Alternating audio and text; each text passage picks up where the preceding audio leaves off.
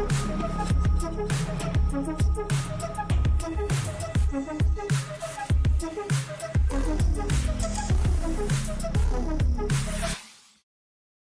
everybody, welcome to Technically Unraveled. I am Kristen Fehrenbach, the Senior Director of Microsoft Go-to-Market here at Pax8.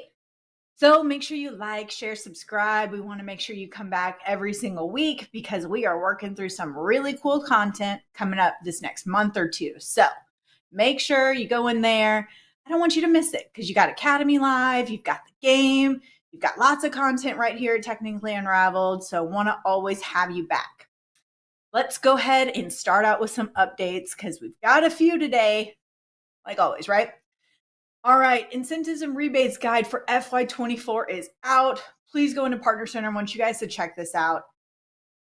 It's long. I'm not even going to beat around the bush, everybody. It is a long guide. Please make sure that you go through.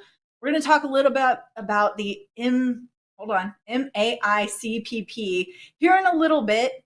But I want to make sure that you know that this guide is live. You can go in, understand all of your incentives. There have been some changes, so make sure that you have the correct guide.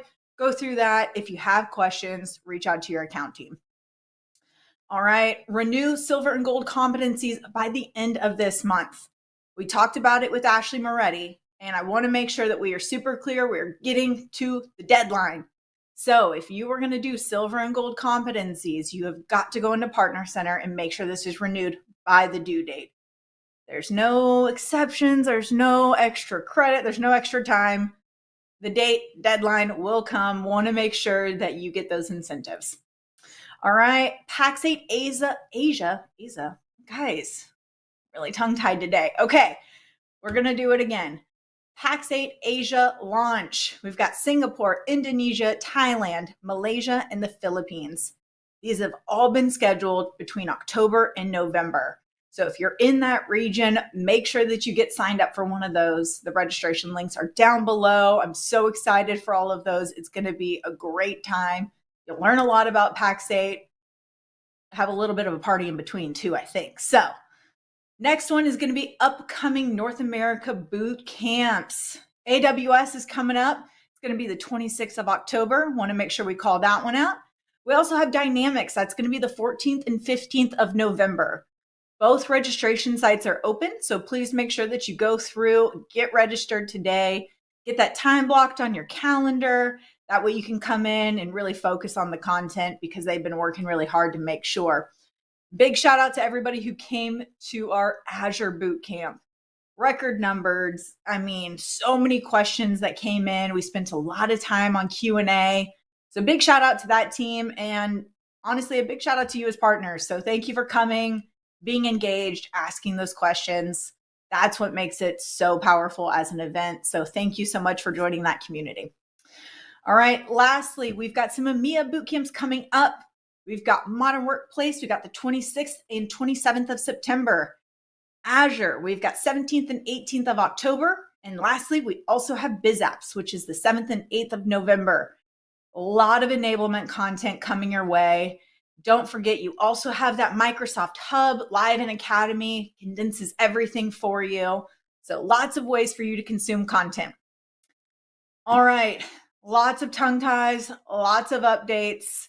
I am super excited to introduce you guys to somebody new joining the show the first time. Nathan, thanks for joining us today. Hey, yeah, good evening. Thanks for having me. Or evening, right? I mean, what time is it? We've just gone past 9 p.m. in the UK. All right. So tell us who you are, what you do. And I mean, I want to just start by saying thank you for staying obviously a little later than normal to join us today. No problem. Pleasure being here. So yeah, I'm Nathan Stokes. I am the manager of Microsoft Programs and TSI activity in EMEA. I have been with Pax8 9 days shy of 3 years. So right at the start of our journey in EMEA. And traditionally, I support our sales team and partner base with making sure they're utilizing every single program available to them to drive their Microsoft business forward. Awesome. Awesome. Almost 3 years, really? 9 days away. That's awesome. Congratulations. A little early. I feel like you'll make it an extra 9 days, Nate. I hope so. Tell us a fun fact Tell us something weird. I don't know. I mean, we always like to start. I want to get to know you a little bit. Everybody wants to know who you are as a person. So, what do you want to share with us? Yeah, well, I was scrambling my brain thinking what could I use that would either be appropriate or or relevant. I'm going to use the one that was very topical, which was the I run marathons on around 3 or 4 now. But the weird and interesting fact, which is probably more of a stupid fact, is that I sign up to these half marathons and I'll give myself a lovely notice, 4 or 5, maybe even 6 months, and I'll get myself all the way to the last couple of weeks, and then I'll be like, oh, I haven't done any training, etc., etc. So definitely a stupid fact, but as a result of that, I've now got a metal plate and a couple of screws in my foot. So maybe one day I might learn. You would think you would have learned maybe like after the metal plate, but we're doing this again. Yeah, we're doing this again. So I'm running another half marathon on the 1st of October. Yeah, and only done one run so far. So wish me luck. I have all the faith. I feel like it'll go real well. I mean, who needs to train for those? You just get out there, and I think that's all wrong, actually. But good luck on that in just a few days. My goodness. All Thank right. you. Yeah. So I've got a lot of content because, I mean, Nathan, you do so much enablement for the partners in your region. And one thing that we hear you talking so much about is MCPP or MAICPP. They're going to keep adding letters and it's going to kill me. But we hear you talk a lot about that. And I mean, I think it's important to kind of get back to the basics. And let's really start with how is the channel modernizing around some of these program changes? Because it's huge. It is a big one. Yeah, it's probably, I'm close to 10 years, I think, in the industry now. And it's the biggest change I've seen to how partners have to conduct themselves with this partnership model that Microsoft have to offer. I think you've hit the nail on the head with this modernizing piece. I think when I first reviewed the changes and I got a little bit closer to Microsoft, spoke to a few peers in the channel, I think the theme that I saw was consistent across all of it, which was maturity. It was maturity across the board, from how Microsoft conduct themselves with their channel and their partners to then how companies like Pax8 support our partners, but then also how partners do business with the end user. I think it was maturity was the theme that I saw. And I think it is really helping the channel from the perspective of looking at technology as an asset for businesses rather than being, moving away from this transactional method of making sure that they've got technology just to operate, which is a very good place to start. But now looking at technology as an asset to help with culture, to help with productivity in its truest form with people management. So yeah, I think that for me, the theme there is massively maturity across all aspects. And I mean, you've got to think pre-COVID versus post-COVID, just that huge change in itself. And I mean, you've got to think not everybody, I remember people going into their offices, right? And they didn't have laptops, right? They would have their desktops. They were like unplugging cords and trying to figure out how to go home with this to continue to work. So I think it's part of the evolution. And I mean, I'm in Houston, you're across the world from me. And I mean, we continue to talk almost daily. So I love all the tools that they give us. It's just finding different ways to work. So I agree with you. And it's, yeah, I was just going to say, it's also, I think one of the other aspects when you come to the question of this change and the significance of it, I think it's been understated, really, the positivity of it being a points-based mechanism with the partnership change rather than it being a black and white performance criteria. I mean, the Pax8 as a business, we deal with over 30,000 MSPs across the globe that have many different ways of means of growing their business or maintaining their business. But if you look at two very typical maybe strategies that our MSPs conduct, which could either be customer growth or maybe consolidation of customers and then selling solution 2, 3, 4, or 5. One of them often didn't lead to them being successful in the competency space because they would need to see growth in net new seats or net new customers, where this points-based mechanism, it does support both strategies. It allows you to either go after net new space for the partner and acquire new customers, or maybe even revisit the current customer base, happy with the capacity you've got in your org, and then go 2 or 3 levels deeper. So I think it's an understated piece on the maturity side, which it actually just opens us up a bit wider for the Microsoft partner base. Excellent. I love it. So we talked about it in the updates, all right, about silver and gold. Now they can possibly earn again. I mean, Ashley Moretti kind of went into it during our chat a couple weeks ago, but I mean, Nathan, when I look at this and I'm saying, okay, as a partner, I can choose to go the designation route. I can choose to go silver and gold, which was supposed to be retired, but now they're bringing it back. Nathan, I mean, if you were a partner and you were saying, hey, I'm not really sure which path to go down, what is your recommendation? Yeah, it's a good question, that one. With the kind of slight U-turn here with the options now becoming available, I do think there's merit in continuing the path down the designation route. And I think my biggest rationale, or my biggest focus on why, is it starts to create a new behavior and method within the organization to continuously reach this new criteria. And seeing as there's just now such a focus, it doesn't matter if you look at the more dominant designation that's been taken out, which is the modern work one. The large majority of points being consumed within these new statuses are based on usage and deployments. So really looking at how customers are consuming the tech that's been sold to them, and then how the business is actually using it. And through my exposure, like I said, over the last decade or so, that I do think that's a bit of a challenge at times throughout the channel, where that's been a focus, or hasn't been a focus, shall I say. So I think if the partner has an opportunity to look at option B or option A, which is the designation or renewal of the silver or gold, I think there is merit to go down the designation route to build that muscle memory, to continue to drive the engagements. That will probably be a little bit new to the organization, and then continue that method, because not only will it help with your status, obviously, and continue to keep yourself relevant within that space, incentives and rebates, all the other great kickbacks you get from holding a status, it then supports the motion of how you're actually going to engage with your customers. And that's more of like you could almost class it as a mini future-proofing tactic, because obviously how it needs to be pushed towards usage and adoption, these are more of the conversations that both consumers want, but partners need to concentrate more on. And I mean, you've got to think about it from the partners aspect, right? They're able to say, hey, out of all this sea of partners that this customer can choose from, Microsoft, I've jumped through, whatever hoops that have been set, and I've got this that really proves that I specialize in this, instead of a master of none, jack of all trades. Like you're able to really say, like, hey, I know what I'm doing here in modern work or data and I, whatever it is. Do you think partners are going to use that as a marketing tool? Yeah, I think they'll be silly not to. Yeah, to your point there, I think there's also a level of acceptance as well in the channel that there will be a slightly more finite partner base that moves towards designations. So I think if you weren't going to use that status to, like you said, differentiate yourself to your competitors or the market, I think you'd be missing a trick. And the thing I speak to partners quite a bit around is making sure that not only can you get a status, whether it's the data and AI designation, infrastructure, modern work, make sure you can tell a story and a narrative around it. Having the badge is great, it's fantastic. With a little bit of explanation, it can be more understood.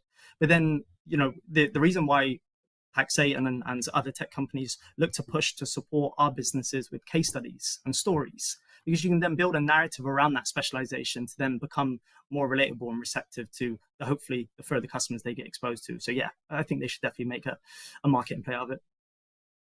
Awesome. I've got another question, which, is about AI. But before I get to AI, because I've asked a few of the other people that have come on the show, because I'm really just going to pray it's not going to be so hot here in Houston soon. And it's supposed to be pumpkin spice season, Nathan. And so in the chat, they want to know, Nathan, are you a PSL kind of guy or not? Am I a PSL kind of guy?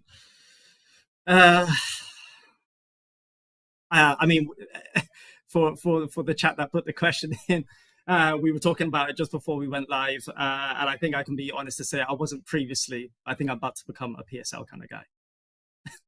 I love it. Excellent. Not yet, but will be. Okay. Yes. Now we'll go back into AI, because, we can't be too serious the full time. It'll just really kill the vibe in here. So AI, you watched Inspire. They said it 3 million times. There's a lot going on about Copilot. There was some announcements today. Maybe you'll kind of preface that a little for me. But I mean, for our partners, what are your thoughts? Where do they start? Is this Copilot actually meant for SMB, in your opinion? Where do you want to start with this one? It's a lot of unpacking. It's a big one. Yeah. And you're speaking to one of probably the nerdiest people on the planet when it comes to anything AI. So you might have to stop me in my tracks here. Where do I start? Let's start with Market opportunity. I think that's a big one. Let's talk about market Okay. opportunity and what it means. I really don't want anyone who works in technology, especially any Microsoft partners that will be tuning in or watching this, I really don't want any partner to lose the significance of this rollout of technology. This is going to be the biggest rollout or next phase of technology that we've ever seen in our channel, and has the potential to be up there with the biggest that we'll ever see. This new phase of AI that we're about to be exposed to, and I'm starting to kind of coin a little bit of a phrase of out the box AI, because AI is not this. It's not 2023 and AI has just been born. AI has been around for some time, but this out the box AI that's going to be ready and available to us through Copilot. And you're right around the announcement that was done in New York today. Satya leading the charge, but then some of his execs talking about some of the wonderful features that they're going to be launching or developing or have developed within Copilot. This is just such a massive opportunity for partners to, similar to what I just said around this whole designation piece, and really, I know it's maybe classed as cliche these days, but really moving into that trusted advisor role. Let's not just sell productivity, backup, and security. Let's use tech as an asset for the businesses that we support. Let's change the story of what technology means. And Copilot is just going to be massive. And I think from the updates, if anyone hasn't seen them, please go on YouTube, watch it. It's an hour long. It's worth your time. Through the updates and the features that's going to be launched within the Windows operating system, the core Office 365 applications, I think that you're going to be able to tell a lot of stories with Copilot. There's going to be many different ways you can tell this story. I think two very easy stories to build off is going to be capacity of work and quality of work. You referenced COVID and making the joke around you're in Houston, I'm in the middle of rainy Bristol here, and the wonders of technology. When we talk about COVID more specifically and post-COVID, there's been reports left, right, and center around people's work increasing, people working from home and having this bad work-life balance, which is increasing them to do more work sometimes because it's right there on the desk. They can do A, B, and C. Copilot is not just going to be a tool that's going to be able to support us with day-to-day activities and being cleaner with our work. We're also going to be able to improve quality of life with Copilot. I truly believe that, because when you look at the quantity and quality of work that's been put onto individuals now, where the work has got bigger and companies are more ambitious and teams are more ambitious, we're going to be able to do more in a cleaner, more efficient way, where the stress of doing some of the admin tasks that require a lot of our focus, where we're not being creative. I was having this conversation with one of our VPs here, where there's this fear at the moment, isn't there, around AI about taking jobs and replacing people, and maybe even I've seen some phrases where it's going to stop us from thinking. And I honestly, with specifically targeting this at Copilot, I honestly see it being the complete opposite. I see Copilot coming in to remove a lot of tasks that are time consuming, whether it's email threads, whether it's Excel spreadsheets with 1,002 lines on it. And I see it freeing up a lot of our time to be back to our human nature, not to get too philosophical, but to be creative beings, giving us more time to think, giving us more time to create, giving us more time to think outside the box, whilst the admin tasks are done in an efficient and clean manner, whilst also, like I said, the quality of work increasing. So yeah, that was a lot at you straight away, but that's where I would start with this whole Copilot and AI No, space. I think it's great. And I mean, I was recently in Australia, and Brad Clark leads from Microsoft side there. He was at a lunch and learn, and I was lucky enough to get to attend. And Brad Clark is sitting there saying, I get a lot of emails. I get a lot of Teams messages. How do I stay on track? There's a lot of just meetings that start to happen. And, all of a sudden, like I'm double booked, I'm triple booked. But he got the early access to Copilot, right? So he's explaining how it's enabled him. And he said, hey, you know what? I missed this hour-long meeting, but there's just a 1-sentence recap how it is here. And then he can go and he can click on, where was I mentioned? And it says, oh, Brad Clark, you were mentioned right here. And he can click a button. It'll start playing the recording right there. And so he can see, hey, they were talking about me. Maybe something was assigned to me, or maybe whatever it was. Like, can you imagine an hour-long meeting being nice, easy, couple bullet points? You could search for some keywords if you need to, but man, I think that would really just free up so much time for people to really dig into that creativity, because Nathan, I don't know about you, but I can't just go from meeting to meeting to meeting and multitask my way through something creative. Like that just doesn't happen. 100%, and you're spot on, and that's a great use case. That's a great bit of exposure that you've got there, and there'll be people listening to this or watching this thinking, oh god, that would actually help a lot for my team or myself or the business I'm a part of. But then just taking a step back, that's for one singular application within 365. What happens if you then spread that across the rest of the productivity suite? What happens if we dare then talk about security with Copilot? So when you talk about this impact, because one of the other pieces of that broad question was getting ready for it, but then also, what does it look like for maybe the SMB side or what have you? Because there's been a couple of eyebrows raised around this $30 price mark. Because sometimes it's not just like $30, it's 30 plus your base SKU. Sure, no, for sure.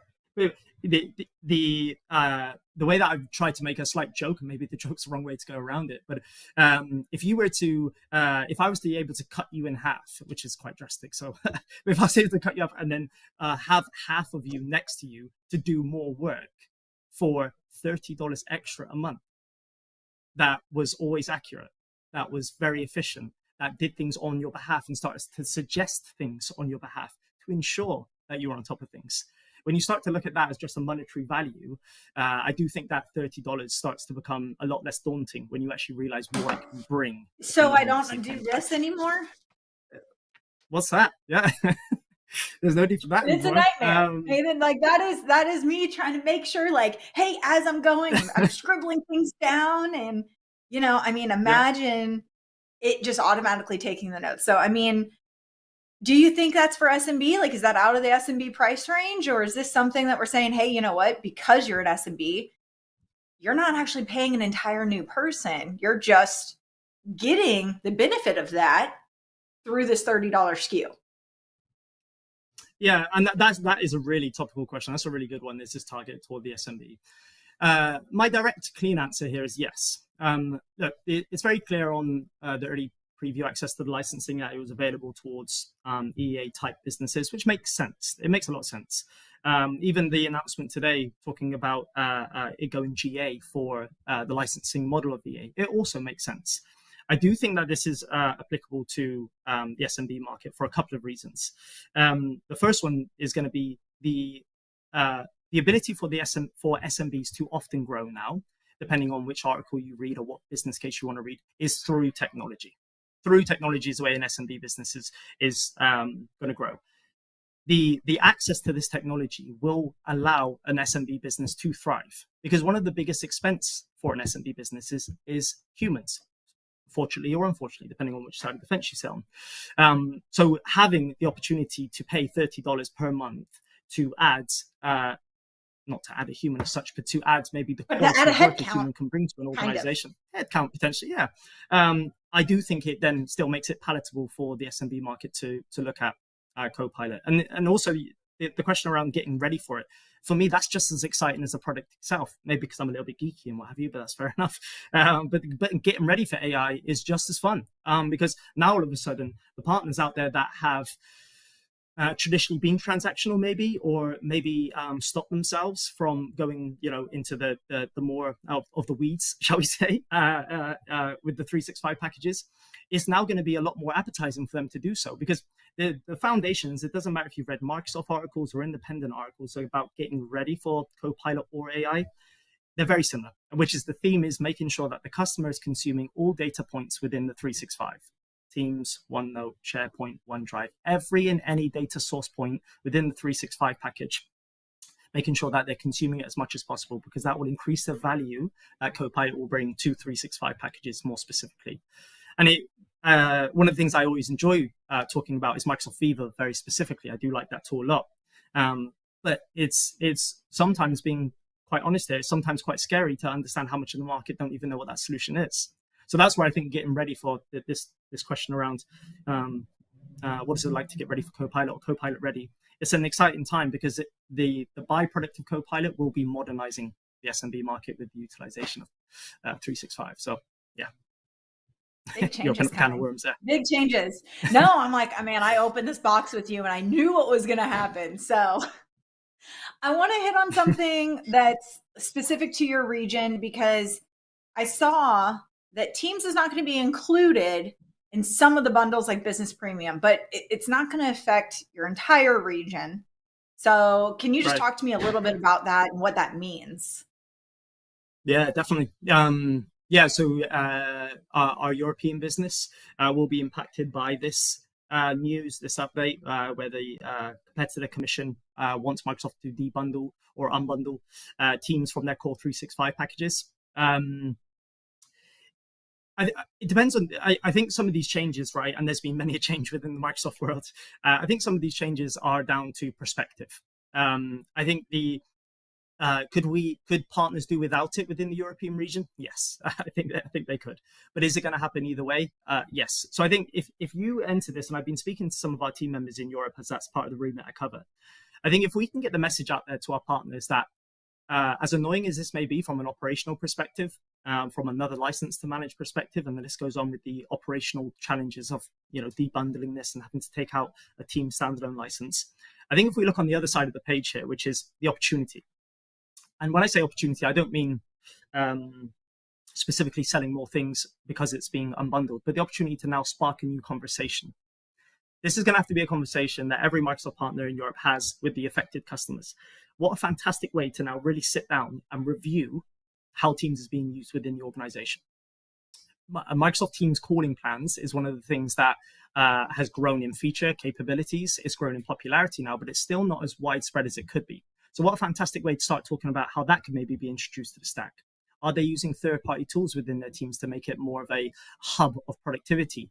So they don't have to go from application to application or web page to web page. I could bore you for probably a lot longer in regards to what they could talk about. But the point I'm making is it presents an opportunity for partners to now sit down and review how this stack is being used. So yeah, there is some challenges there. But I think if we look on the other side, it does present an opportunity for these partners in the same sense. Awesome. I try to watch the chat a little bit while we're going, and being here with Britain, and this is specific to the Copilot conversation we were having, I'm sure. SMBs are often the definition of teams that wear multiple hats, and the tool can really help free them up to focus on the most relevant business needs. Like 100% agree, Britain. I think she really hit the nail on the head with this one, that we're multitasking. Somebody might be the CFO, the sales guy, the lead generator, but that I think it's really going to come full circle. So I'm not going to go back to this AI conversation because I know you're going to get excited. So I'm going to go to the next question. I want to jump into, we talked about the solution consultants on a prior show here on Technically Unraveled, but in your region, that role is growing immensely, and you guys have new people coming in. Can you tell me about what that experience is like, and how can partners really interact with them to gain that knowledge share specifically with that team? Yeah, they've been a real fundamental role for us at EMEA to continue to drive value to our partner base, allow us to continue to differentiate ourselves and support partners with their actual business goals. The solution consultants, I think we initially started with 2, and I want to say we're close to 10 now, if not a little bit more. And like you said, with more roles opening up. And what we're doing with that rollout is we started off wanting to cover subsections of technology, security, productivity, and then look to have a good core knowledge of that technology for the channel to then have the discussions around growth and so forth.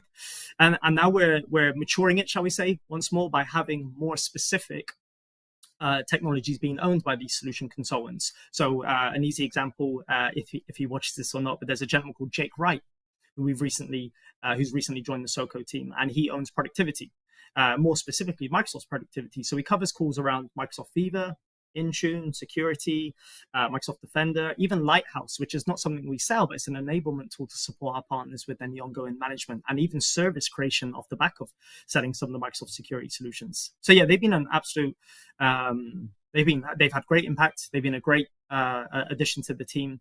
And to get engaged with them, you can get engaged with them. Obviously, everything goes through your account manager here, so it would be going through them. But in regards to like maybe cadence or ideas with this engagement, there's ways and means where you could maybe make this a quarterly basis where there's a constant kind of update and refresh on it. Maybe it's a bit more ad hoc. Maybe you want to tackle one thing at a time and go that way. Or maybe through QBRs with your account manager, there can be some sort of 6, if you want to be ambitious enough, a 12-month plan on where things will be tackled per calendar year, per calendar month, or per calendar quarter. So yeah, flexible with the approach, but like I said, the maturity is more now how we've gone from a few covering quite a lot of subjects to now refining it and making it more mature, which is obviously awesome for our partners. That is awesome. Goodness, there's just so much that our account teams can do. So, I mean, honestly, like we're going to get as involved as the partner really wants, from my understanding of what you're saying right now. Awesome. Yeah, exactly. Nathan, that. Yeah, exactly. It is late for you. I know you got a long walk home. I just want to say thank you so much for taking the time and staying late with us. This has been super insightful. I know we'll have you back on soon, but thank you so much. No problem. Thanks so much for having me. Awesome. All right, everybody. We covered a lot of content with Nathan, some really cool insights. I look forward to having him back on here again. This next week, we are coming back with Ryan Walsh. We previously talked about the marketplace, but we're going to start with, what can partners do right now to get ahead?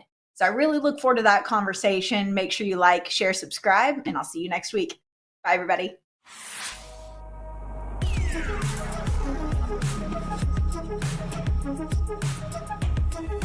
Thank you.